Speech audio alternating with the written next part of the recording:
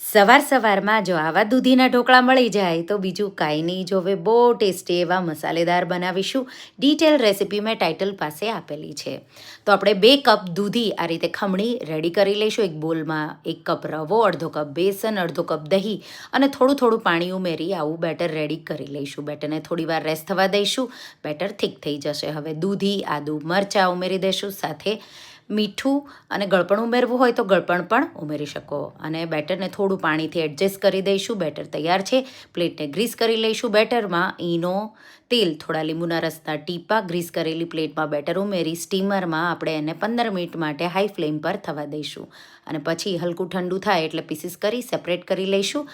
વઘાર માટે આપણે એને હલકા ક્રિસ્પી કરવાના છે. તો પોળી પેનમાં થોડું તેલ, રાઈ, તલ અને પછી 2 સાઈડથી ક્રિસ્પી કરી લેવાના.